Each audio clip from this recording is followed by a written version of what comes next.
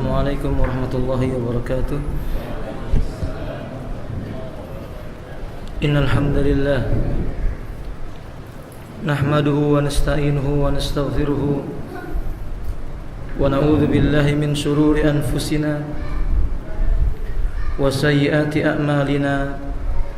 Man yahdihillahu fala mudilla lahu wa man yudlilhu fala hadiya lahu. Asyhadu an la ilaha illallah wahdahu la syarika lah wa asyhadu anna Muhammadan abduhu wa rasuluh.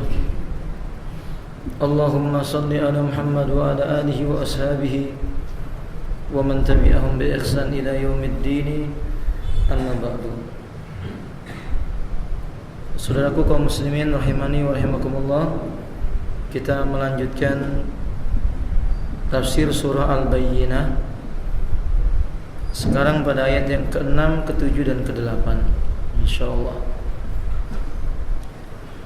A'udzu billahi minasy syaithanir rajim. Innal ladzina kafaru min ahlil kitabi wal musyrikin fi nari jahannam في نار جهنم خالدين فيها أولئك هم شر البرية. إن الذين آمنوا وعملوا الصالحات أولئك هم خير البرية.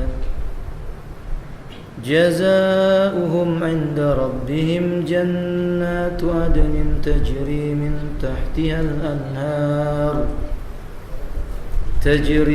تحتها الأنهار خالدين فيها أبدا رضي الله عنهم ورضوا عنه ذلك لمن خشي ربه. Allah menyebutkan dalam surah Al-Bayyinah ayat yang ke-6, Innal ladzina, sungguh orang-orang yang kafaru, mereka kafir, min dari golongan ahlil kitab, yaitu Yahudi dan Nasrani, wal musyrikina, dan juga dari golongan orang musyrik, fi nari jahannam, mereka itu berada dalam neraka jahannam, khalidina fiha, di dalamnya mereka hidup kekal, ulaika hum syarrul bariyah, mereka itu adalah seburuk-buruk al-bariyah. Al-bariyah itu maknanya adalah makhluk yang diciptakan dari tanah, maka disebut dengan al-bariyah.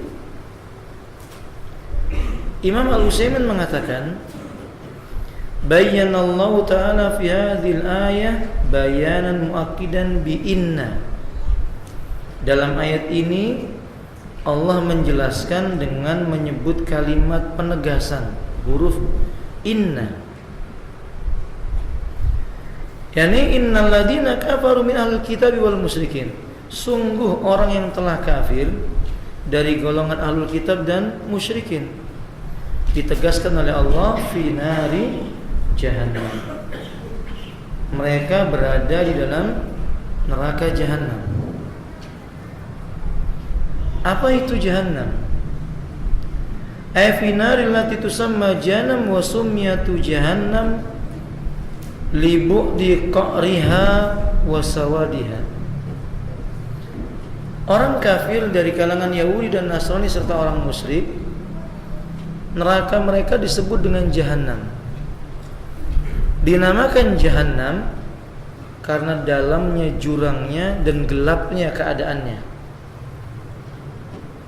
Ma'khudun minal juhmah, ini diambil dari kata-kata al-juhmah. Juhmah itu bisa bermakna tempayan. Jadi seperti sebuah lubang yang dalam dan gelap keadaannya. Ada yang mengatakan jahannam ini diambil dari bahasa Ajam, bukan bahasa Arab. Ala kulli hal wa ayyan kana fa inna wa'ani lafdhu jahannam ismun min asma'in nar. Diambil dari bahasa manapun, yang jelas Al-Quran menyebutkan Jahannam ini salah satu nama di antara nama-nama neraka yang ada. Sehingga ketika Allah mengatakan innal ladzina kafaru min ahlil kitab wal musyrikina, min pada kalimat min ahlil kitab, kalimat min di sini bayanun lil ibham, menjelaskan sesuatu yang masih samar, yakni ibhamul ismil mausul fi qauli innal ladzina kafaru, untuk menjelaskan kesamaran sesungguhnya orang yang kafir. Maka Allah sebut mereka dari kalangan Yahudi dan Nasrani, yaitu ahlul kitab, dan mereka dari kalangan musyrikin, berdasarkan kalimat innal ladzina kafaru min ahlil kitab. Secara umum kata beliau, fayaktadi anna ahlul kitab kuffar. Ahlul kitab Yahudi maupun Nasrani dihukumi sebagai orang yang kafir, tidak dikategorikan dalam golongan orang yang beriman. Fa innal yahuda wan nasara kuffar inna lam yu'minu bi Rasulillah Muhammadin sallallahu alaihi wasallam. Dikatakan Yahudi dan Nasrani itu kafir karena mereka tidak beriman dengan Rasulullah dan apa yang dibawa oleh Rasulullah sallallahu alaihi wasallam. Sekalipun wa in qalu, sekalipun kita katakan, sekalipun mereka mengatakan innau mu'minuna billah wal yaumil akhir, Yahudi percaya adanya Allah, percaya adanya kiamat. Nasrani percaya adanya Allah, percaya juga dengan adanya kiamat. Wa yad'una limautahum birahmah, bahkan Yahudi mendoakan, memohonkan ampunan dan rahmat bagi orang-orang meninggal di antara mereka kepada Allah tabaraka wa taala. Wa masbahu dzalik, dan hal-hal yang lainnya dari contoh-contoh yang menunjukkan seolah-olah mereka itu dekat dengan Allah Ta'ala. Kata beliau, fa innahum kadzibun, sebenarnya itu kebohongan yang ditampakkan oleh mereka. Hati mereka itu kufur. Idlau kanu yu'minuna billahi wal yaumil akhir. Kenapa demikian? Sebab kalau memang mereka itu orang yang benar keimanannya kepada Allah, juga kepada datangnya hari kiamat, la aminu bi Muhammadin sallallahu alaihi wasallam, pasti mereka beriman dengan Nabi Muhammad. Mereka juga beriman dengan apa yang dibawa oleh Nabi Muhammad sallallahu alaihi wasallam. Bal la aminu bi Rasulillahi, bukan hanya Nabi Muhammad, mereka akan beriman dengan semua rasulnya Allah dan beriman dengan risalah yang dibawa oleh Rasulullah sallallahu alaihi wasallam. Kenapa begitu ya? Alhamdulillah. Lianna nabiyya qad wujida wasfuhu fit Taurat wal Injil. Sebenarnya orang Yahudi tidak bisa membantah. Begitu pula Nasrani. Muhammad sallallahu alaihi wasallam itu sifat-sifatnya telah disebut dalam kitab Taurat dan juga dalam kitab Injil. Jadi kalau mereka berkata kami beriman kepada Allah dan hari kiamat tapi enggak beriman dengan Rasulullah, tetap kafir hukumnya. Bukan disebut sebagai orang yang beriman. Allah Subhanahu wa taala menyebutkan dalam surah Al-A'raf, alladzina yattabi'una ar-rasul an-nabiyyal ummi alladzina yajidunahu maktuban indahum fit Taurat wal Injil ya'muruhum bil ma'ruf wa yanhahum 'anil munkar wa yuhillu lahumut thayyibat wa yuharrimu 'alaihimul khaba'is. Orang-orang yang mengikuti Rasul, seorang nabi yang ummi, yang mereka menjumpai sifat nabi tersebut di sisi mereka tertulis dalam kitab Taurat dan Injil. Nabi itu mengajak mereka kepada yang ma'ruf, mencegah mereka dari yang mungkar, menghalalkan yang baik-baik dan mengharamkan setiap yang khaba'is, yang kotor, yang rusak, yang jelek. Berarti Yahudi faham. Rasulullah itu sudah disebutkan dalam Injil dan Taurat. Nasrani faham, Rasulullah telah disebutkan dalam kitab Injil, tapi mereka menolak. Karena mereka menolak, mereka disifati dengan sifat kafir, ingkar. Dalam riwayat yang sahih Nabi mengatakan, "Ma minkum yasma'u bima ji'tu bi Yahudiyan kana aw nasraniyan summa la yu'minu bima ji'tu bi illa an-nar ahqqu alaihim. Atau kama qala alaihi salatu wasalam.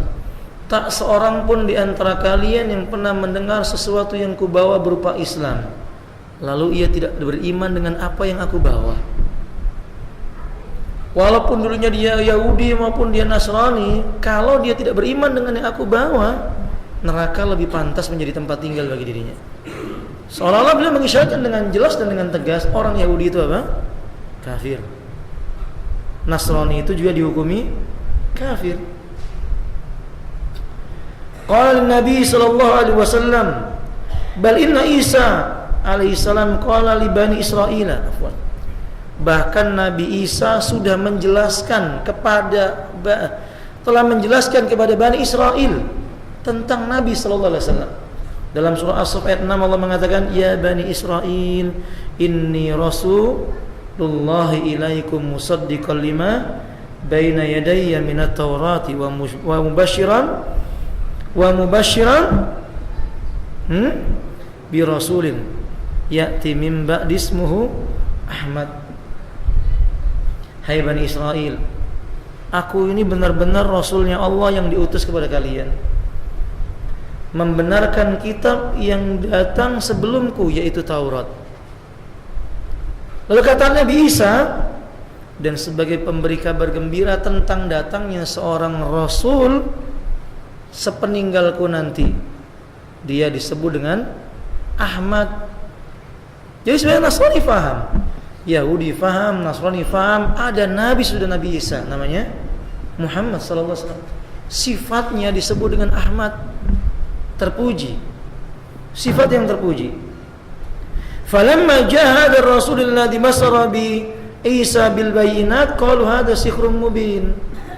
Tapi memang Bani Israil itu setelah benar-benar datang seorang Rasul persis seperti yang diberitakan Nabi Isa kepada mereka, mereka mengingkari sambil berkata, ini sihir yang nyata. Wa kadzabuhu, mereka mendustakan Nabi Muhammad sallallahu alaihi wasallam. Wa lam yattabi'uhu, tidak mau mengikuti Nabi sallallahu alaihi wasallam illa nafaran qalilan, kecuali cuma sekelompok kecil saja yang mau beriman dengan Nabi, minal Yahudi, dari kalangan Yahudi, wan Nasara, juga orang-orang Nasrani. Faqad amanu bi Muhammadin sallallahu alaihi wasallam wattabi'uhu, mereka beriman, mereka menjadi sahabat Nabi, mengikuti jalannya Nabi, mereka masuk Islam. Dari kalangan Yahudi contohnya siapa? Abdullah bin Salam. Dari kalangan Nasrani contohnya siapa? Ali bin Hatim dan yang lainnya. Sedikit, lainnya kebanyakannya kufur. Setelah mereka tahu kebenaran yang dibawa oleh Nabi, mereka tapi tidak mengikutinya, Allah sifati mereka dengan ulaika hum syarrul bariyah. Mereka itu adalah sejelek-jelek al-bariyah, yakni syarrul khaliqah, sejelek-jelek makhluk yang diciptakan oleh Allah. Disebut paling jelek, berarti mereka lebih jelek daripada binatang ternak, lebih jelek daripada binatang yang melata.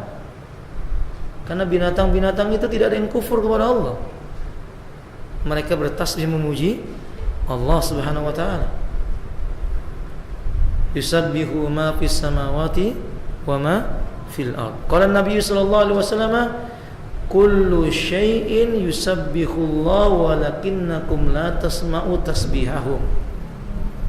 Semua yang ada di alam semesta ini memuji Allah Ta'ala dengan bertasbih, cuman kalian gak mendengarkan bagaimana suara tasbih mereka. Dan Yahudi kufur, Nasrani kufur, maka mereka sejelek-jelek makhluk ciptaan Allah.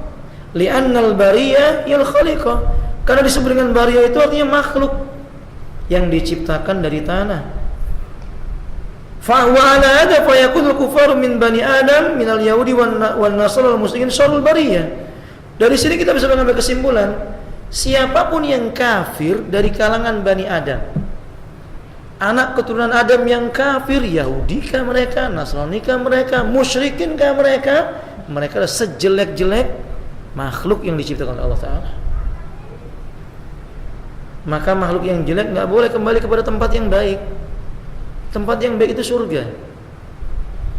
Tempat mereka itu fi nari jahannam khalidina fiha, di neraka jahanam dan mereka kekal di dalamnya. Waqad bayyana Allah ta'ala dzalika tamaman fi qauli, bahkan Allah menegaskan di ayat yang lainnya tentang orang kafir itu sejelek-jelek makhluk. Surah Al-Anfal ayat 55, inna syarrad dawabi indallahi alladziina kafaru fahum la yu'minun. Sesungguhnya sejelek-jelek sesuatu yang melata di bumi ini di sisi Allah adalah orang yang kafir dan mereka mati dalam keadaan tidak beriman.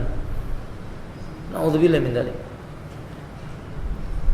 Wa qala ta'ala, di ayat yang lainnya Allah mengatakan, inna syarrad dawabi indallahi summul bukm alladzina la yaqilun. Sesungguhnya sejelek-jelek makhluk yang melata di muka bumi di sisi Allah, mereka yang sudah tuli, mereka buta pula. Bisu dan tuli. Afwan, mereka lah orang yang bisu dan tuli. Ya, ini orang-orang yang tidak menggunakan akalnya. Walau alamallahu fihim khaira la asmahum walau asmahum la tawallaw wa hum mu'ridun. Kalau Allah berikan kepada mereka pendengaran kemampuan, kalau Allah beritahukan kepada mereka kebaikan dan mereka mendengarkan, seandainya mereka mendengarkan kebaikan pun tetap mereka berpaling dari kebaikan itu. Orang kafir itu, Bapak, jika benar-benar sudah tidak menghendaki Islam dan ditakdirkan oleh Allah mati dalam keadaan kafir, andartahum am lam tundirhum la yu'minun. Kamu beri peringatan dia maupun enggak kamu beri peringatan, tetap tidak akan mau beriman. Dia berpaling. Maka pantas disebut dengan syarrud dawab, sejelek-jelek makhluk yang melata di muka bumi ini. Faulail kuffar minal yahudi wan nasara wal musyrikin hum syarrul bariyah indallahi azza wa jalla. Sekali lagi kata beliau, semua orang kafir, Yahudi, Nasrani, musyrikin, mereka itu sejelek-jelek makhluk di sisinya Allah Ta'ala. Walaupun di dunia, Bapak, di hadapan kita mungkin mereka keadaan mereka menakjubkan diri kita, ketampanannya, kecantikannya, kekayaannya, dan semua yang ada padanya di dunia.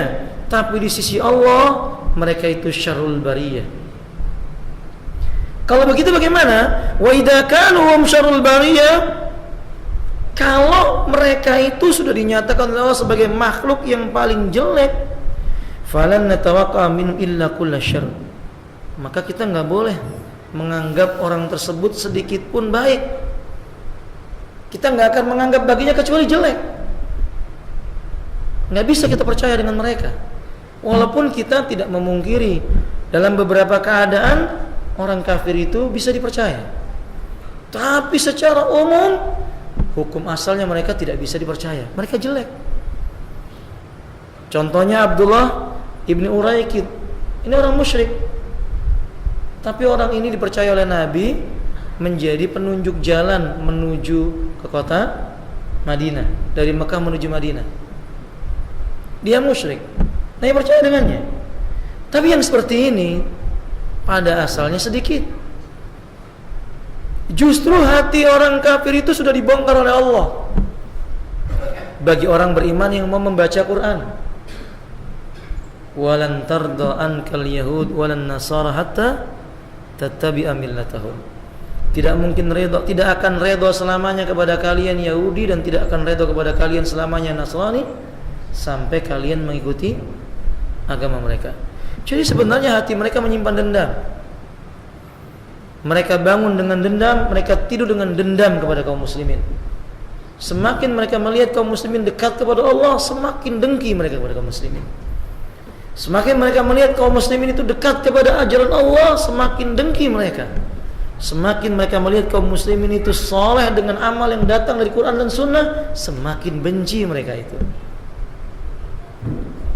Maka sebab itu saudara kaum muslimin, mempercayai orang musyrik itu sia-sia.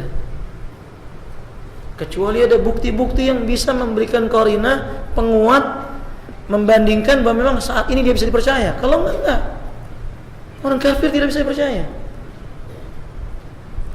Berprasangka buruk kepada mereka tidak dilarang, karena memang hati mereka rusak. dan menaruh dendam kepada Allah dan Rasulnya. Mereka tidak dendam kepada kaum muslimin, tapi mereka dendam kepada Nabi. Kalau mereka menendam Nabi sama dengan membenci pengikut Nabi.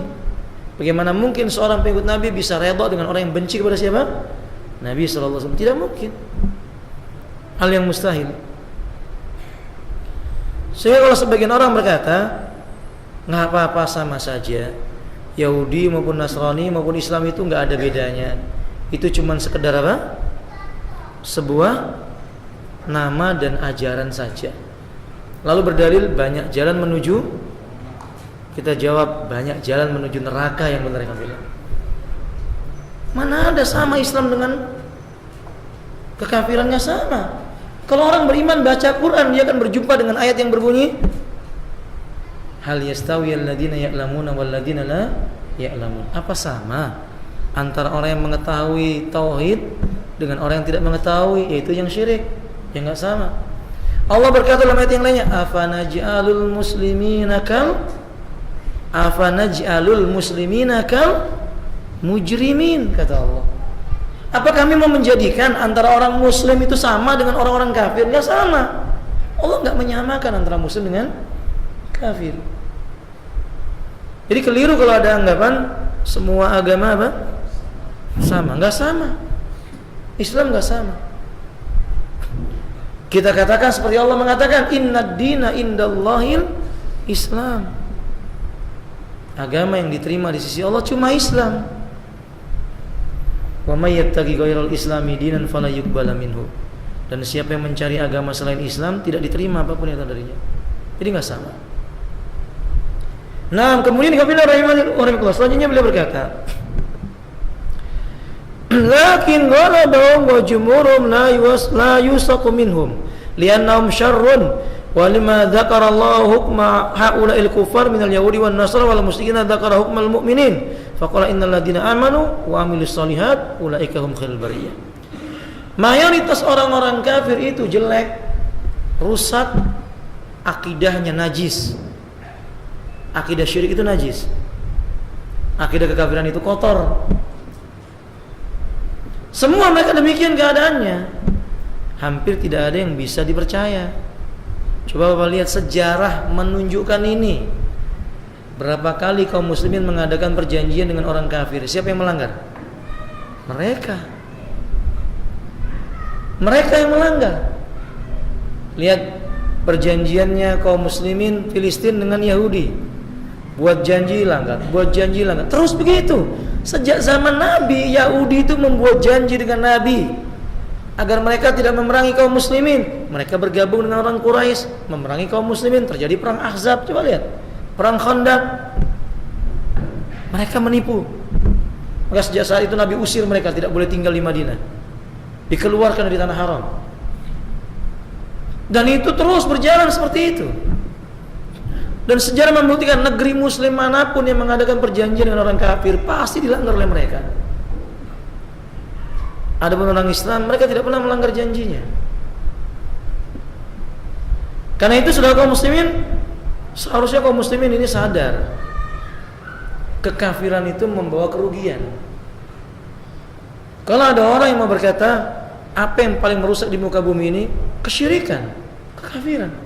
Ini pangkal kerusakannya. Tidaklah hancur sesuatu yang ada di lautan dan di daratan ini kecuali kekafiran, kesyirikan penyebabnya. Dan lagi-lagi kita lihat ujungnya adalah tangan-tangannya atau tentara-tentaranya iblis dari kalangan Yahudi dan Nasrani. Merusak. Siapa yang merusak akhlaknya para pemuda? Yang tadinya menutup aurat berubah menjadi pakai celana pendek keluar rumah. Apa Islam mengajarkan wanita-wanita keluar rumah pakai celana pendek, baju singlet, tank top ya Pak? Apa itu Allah alam, begitulah Nah, siapa kalau bukan mereka? Mana ada orang Islam mengajarkan wanita keluar rumah pakai celana pendek? Nggak ada, pasti itu ajaran orang kufar. Karena orang Islam punya rasa malu. Boleh kan? Punya rasa malu. Siapa yang mengajarkan lelaki-lelaki merasa gagah dengan apa? Sesuatu yang bernilai maksiat. Maksiat dinilai gagah. Apa namanya? Gambar di seluruh tubuh. Mana ada Islam mengajarkan bahwa itu sebuah kebanggaan? Nggak ada. Faham ya Hafillah?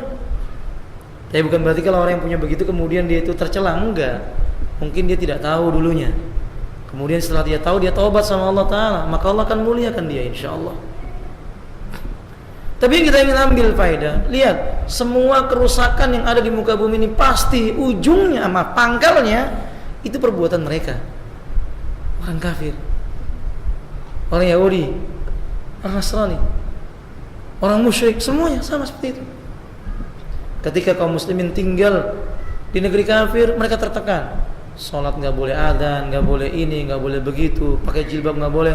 Bapak tanya saja dengan teman-teman yang tinggal di Perancis, istri-istri mereka bagaimana? Nggak boleh pakai jilbab di tempat-tempat umum. Anda pakai baju koko disuruh pulang, ganti. Kan itu lambang-lambang yang menunjukkan diskriminasi kata mereka. Lihat seperti itu.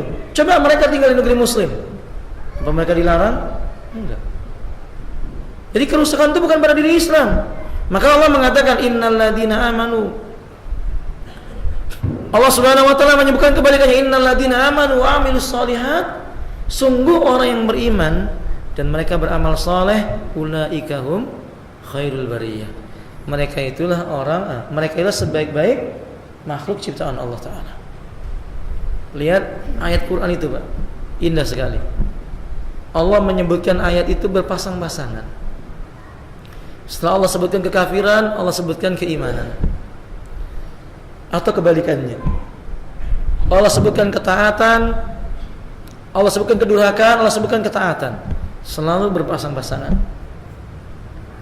Supaya kita bisa dapat penjelasan yang nyata, bisa membedakan apa sih yang dinamakan kafir, pembandingnya apa. Kita nggak bisa menyebut sesuatu itu kafir kalau nggak ada pembandingnya. Kita nggak bisa menyebut sesuatu itu soleh juga kalau tidak ada apa? Pembandingnya. Allah sebutkan ini pembandingnya. Allah ciptakan manusia yang kafir, Allah ciptakan manusia yang beriman. Allah tidak ditanya kenapa Allah lakukan itu. Maka antum jangan bertanya, kenapa Ustaz? Kalau Allah ciptakan harus ada orang kafir. Jangan sibuk mikirkan kenapa Allah menciptakan yang kafir. Sibukkan saja, kita bakal ditanya oleh Allah. Nanti kita nggak akan tanya sama Allah, kenapa kamu menciptakan begini ya Allah? Nggak mungkin sanggup kita bertanya begitu. Kita nanti akan ditanya oleh Allah. Untuk apa kita bertanya seperti itu? Tugas kalian beramal, beriman, berbuat kebajikan, menetapi syariat.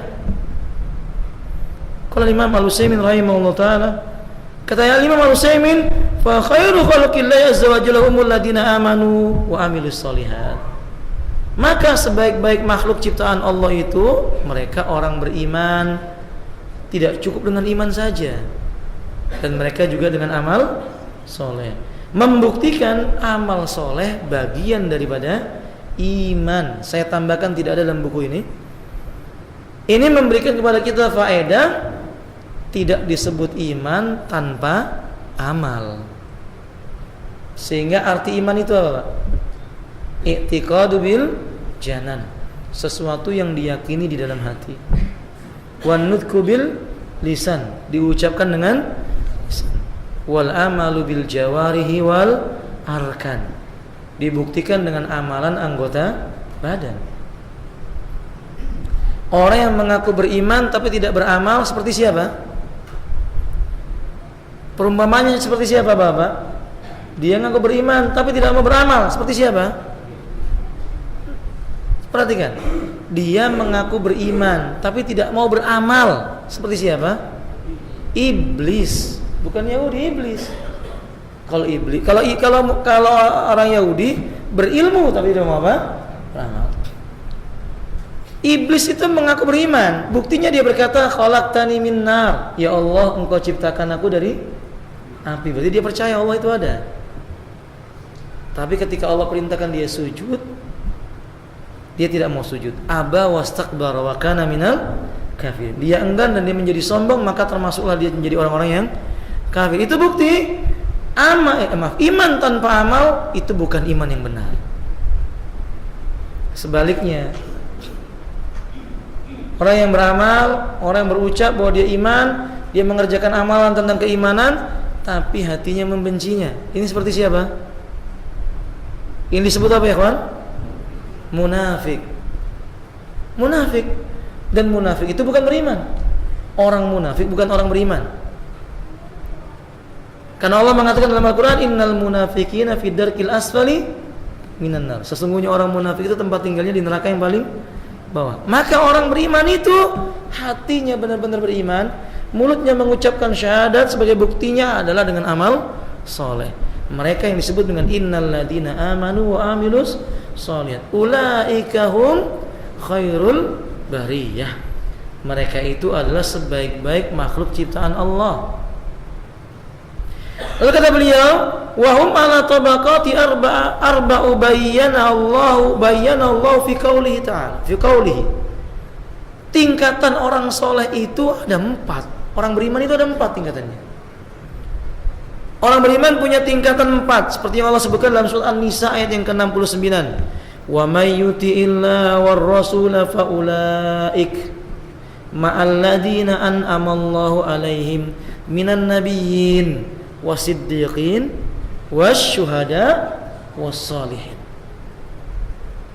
Kata Allah, dan barang siapa yang dia mentaati Allah dan juga Rasulnya, mereka itulah orang yang bersama, mereka itulah bersama dengan orang-orang yang Allah curahkan nikmat kepada mereka. Siapa orang yang dicurahkan nikmat ini? Dari kalangan para nabi. Ini tingkatan paling tinggi. Kemudian setelah itu apa? Siddiqin, dipimpin oleh Abu Bakar As-Siddiq. Kemudian setelah itu siapa? Syuhada. Para ulama berbeda pendapat. Ahli tafsir mengatakan makna ayat asyuhada di sini, ada yang berkata orang yang mati di medan perang. Ada pula yang menafsirkan maksudnya adalah para ulama yang membela kebenaran. Kata Imam Al-Utsaimin, seorang thalabul ilm jika menjumpai sebuah ayat memiliki 2 makna yang tidak bertentangan, maka tafsirkan ayat itu dengan 2 makna. Berarti yang dimaksud syuhada adalah orang yang berperang di jalan Allah dan juga orang yang berilmu mengajarkan kebenaran. Mereka disebut dengan syuhada. Lalu yang terakhir tingkatannya itu apa? As-shalihin. Ini orang yang berbuat kebaikan. Dia rajin berbuat amal sesuai dengan sunnah, sebatas kemampuan yang dia miliki. Walaupun tingkatannya tidak sampai kepada tingkatan seorang alim atau seorang mujahid atau tingkatan orang yang disebut dengan siddiqin. Wallahu a'lam bishawab.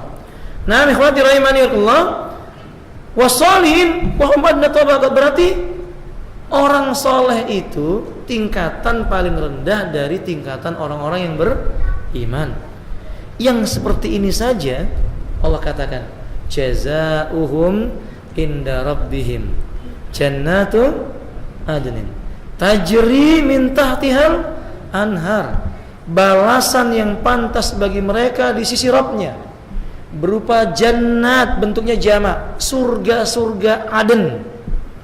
Mengalir di bawah surga Aden itu sungai-sungai. Allah katakan dengan jannat karena memang surga itu banyak. Surga itu bertingkat-tingkat. Bahkan dalam Al-Quranul Karim Allah Subhanahu wa taala menyebutkan dengan kalimat yang tegas, dengan kalimat jannatu adn, ini menunjukkan bukti surga jumlahnya enggak satu. Seperti firman Allah dalam surah Ar-Rahman, wa min dunihima jannatan. Dan selain dari kedua surga itu ada 2 surga yang lainnya lagi. Berarti banyak surga itu ya Allah. Dan tingkatannya berbeda-beda. Surga yang paling tinggi disebut dengan apa? Firdaus. Di mana Nabi nanti ditempatkan di sana, di bawah, di atas surga Firdaus itu naungannya langsung arsy-Nya Allah. Nabi SAW diberi sebuah rumah seperti istana yang putih sekali, seperti awan yang putih. Ketika Nabi berkata, aku ingin memasukinya, kata 2 malaikat yang membawanya, belum waktunya. Di situ tempat Nabi SAW. Dan surga ini Masya Allah, gambaran tentang surga itu mala ainun ra'at wala udunun sami'at. Mata tidak ada mata yang pernah melihatnya, belum pernah ada telinga yang pernah apa? Mendengar keindahannya. Hati belum pernah ada yang sanggup membayangkan dan menggambarkannya.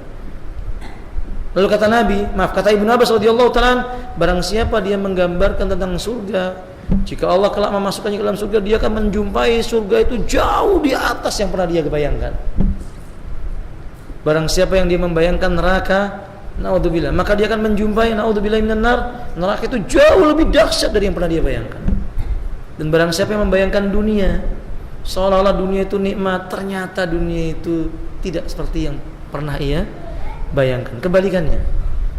Faham ya, kalau kita membayangkan surga, nanti di atas yang kita bayangkan. Kalau kita membayangkan dunia, ternyata dunia itu menjadi kebalikan yang kita bayangkan. Sahih atau tidak? Antum mungkin yang belum pernah punya kendaraan membayangkan, wah kalau punya motor tuh nikmat. Ternyata punya motor gitu juga. Ya, paling senangnya sehari 2 hari. Sahih kan? Antum jangan tanya gimana Ustaz kalau nikah, apa begitu juga? Kalau nikah ini alhamdulillah Masya Allah, antum rugi kalau nggak segera nikah. Malu kalau antum mati belum sempat menikah. Malu ketemu Allah kalau belum menikah. Makanya cepat menikah. Tapi jangan bayangkan tinggi-tinggi. Soalnya nanti kalau antum bayangkan ternyata ya nikah itu cuma gitu juga. Makanya ya begitu aja nikah itu. Dinikmati saja sebagai bentuk ibadah kepada Allah Taala. Walhasil kembali kepada pembahasan, berarti surga itu banyak. Salah satu nama surga adalah Aden. Surga Aden. Padanya ada sungai yang mengalir di bawahnya. Kata para ulama, bukan berarti sungai itu di bawahnya surga mengalir, bukan. Sungai ini tidak ada paritnya. Dia sebuah air, kalau dia merupakan air, maka di surga itu ada berapa sungai, Ikhwan? Di surga ada berapa sungai? Jangan sampai antum nggak kenal surga loh, nanti antum salah masuk surga nanti. Ada berapa sungai ya, Ikhwan? 4. Pertama apa? Laban, sungai dari susu. 2 apa? Asal, madu. 3 khamr. 4 ma'un ghairu asin, airnya tidak berubah, menyegarkan. 4 sungai ini, Pak. Kata para ulama, sungainya ini mengalir ketika kita berhajat meminumnya, alirannya itu datang sendiri kepada kita. Lalu memenuhi gelas-gelas yang ada di surga. Kita meminumnya tanpa pernah merasa bosan. Tidak tagawut, tidak tabawul, tidak kencing, tidak buang air besar, tidak ingusan, tidak meludah. Itu enggak mungkin dijumpai di dunia. Allahumma inna nas'alukal jannah. Allahumma la tuhrim alaina al-jannah. Allahumma inna nas'aluka rahmataka hatta nadkhula jannataka ya rabbal alamin. Allahumma amin. Sampai di sini Bapak, mudah-mudahan bermanfaat. Kita tanya jawab. Kalau ada yang ditanya silahkan sambil menunggu datangnya waktu Isya. Kalau tidak ada kita tutup sampai di sini. Iya Pak, silahkan Pak. Boleh. Bekerja kepada orang non muslim itu tidak dilarang, dengan beberapa catatan. 1, kita tidak dilarang mengerjakan apa yang menjadi agama kita. Kalau Bapak dilarang sholat kerja di tempat Anda, untuk apa kerja dengan orang kita dilarang sholat? Karena yang memberi rezeki kita bukan orang itu. Yang memberi rezeki kita siapa? Allah Subhanahu wa taala. 2, kita bebas menyampaikan apa yang kita yakini tanpa merugikan mereka. Kalau 2 syarat ini tidak dijumpai pada diri seseorang ketika bekerja kepada orang kafir, enggak apa-apa. 3, tidak merendahkan diri di hadapan mereka. Kita kerja ya sebagai bawahan, kerjakan perintahnya, tapi jangan menjadi orang yang direndahkan. Jangan mau direndahkan, dikecilkan, jangan mau. Islam itu tinggi. Dulu para sahabat bekerja dengan orang kafir, sebagian yang memetik kurmanya orang Yahudi. Tapi mereka Yahudi ya Yahudi, kerja, tugasnya selesai, berikan upahnya selesai. Selama hak mereka tidak dilanggar, hak kita diberikan, jangan ganggu masalah keislaman kita. Itu kerja dengan orang kafir seperti itu. Demikian pula mempekerjakan orang non muslim juga boleh. Kalau memang mereka mau diatur dengan apa yang ada pada akidah kita. Kalau tidak maka tidak perlu. Faham? Demikian. Barakallahu fikum.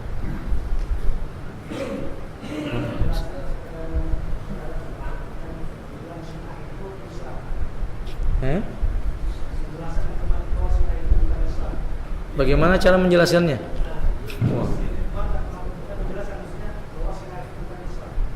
Panjang ini ikhwan, daurah seminggu ini. Barakallahu fikum. Alhamdulillah. Ya sebenarnya mudah untuk menjelaskan secara singkat begini. 1, dilihat dari sisi rukun imannya. Rukun iman kita ada 6. Mereka juga ada 6. Cuman rukun iman yang ke-6-nya mereka berbeda dengan kita. Rukun iman kita yang ke-6 iman kepada takdir, baik dan buruk dari Allah. Rukun imannya orang Syiah iman kepada imam yang 12. Dia enggak beriman dengan takdir. Karena orang Syiah tidak percaya dengan takdir.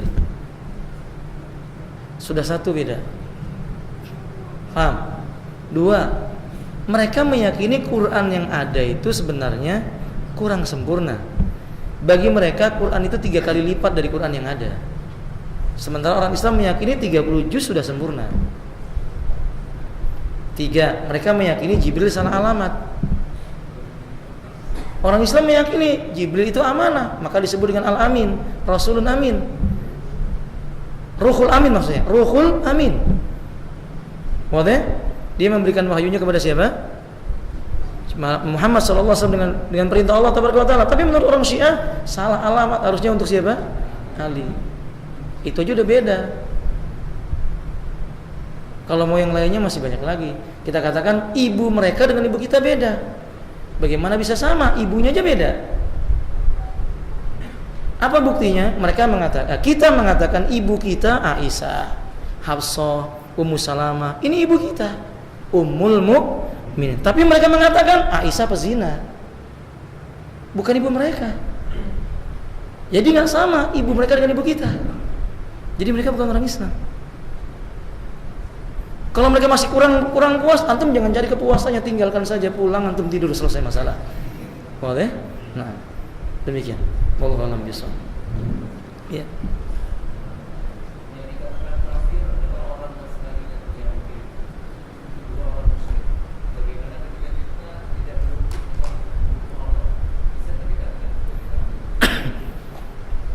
Pembahasan tentang ini panjang juga. Bahwa orang yang kafir yang disebutkan dalam penjelasan kita tadi adalah Yahudi dan Nasrani dan musyrikin. Tetapi pada ayat-ayat yang lainnya Allah menyebutkan walladzina kafaru amma undiru mu'ridun. Ciri-ciri orang yang kafir itu adalah orang-orang yang bila diberikan peringatan mereka berpaling. Jadi kadang-kadang orang yang berpaling dari al-haq, berpaling dari hukum Allah bisa menjadi kafir. Nah, dalam kafir yang seperti ini ada rincian akhi. 2 namanya. Kafir yang pertama namanya kufrun asghar, kafir kecil. Kafir yang kedua namanya kufrun akbar, kafir besar. Kafir kecil tidak mengeluarkan dari Islam, cuman perilakunya seperti orang kafir. Lelaki minum khamr itu bukan perilaku mukmin, tapi orangnya nggak kafir, jangan dikafirkan. Sebab di zaman Nabi ada sahabat yang minum khamr, tapi nggak dikafirkan. Faham?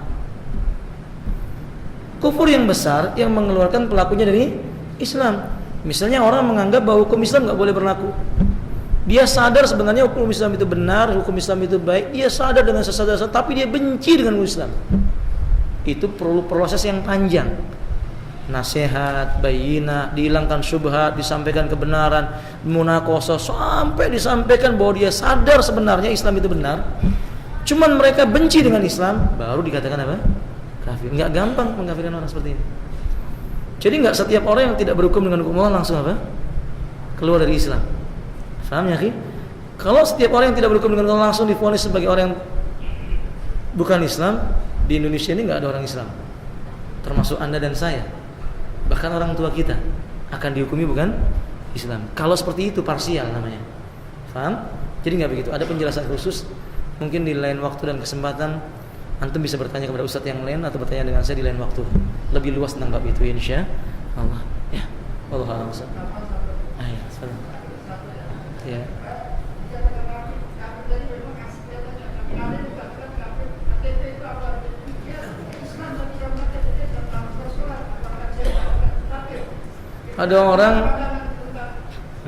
Ada orang mengaku Islam, KTP-nya Islam, surat nikahnya juga surat nikah Islam, paspornya Islam, namanya juga begitu.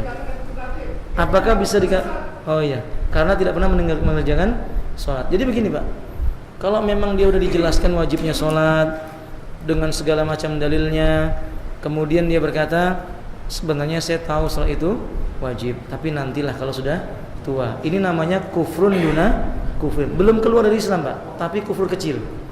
Tapi kalau dia berkata untuk apa sholat, sholat juga melarat gitu ya, nggak sholat melarat, ya lebih baik nggak sholat kata dia. Ini baru dikatakan apa? Kafir. Tapi perlu dalil yang banyak disampaikan dulu.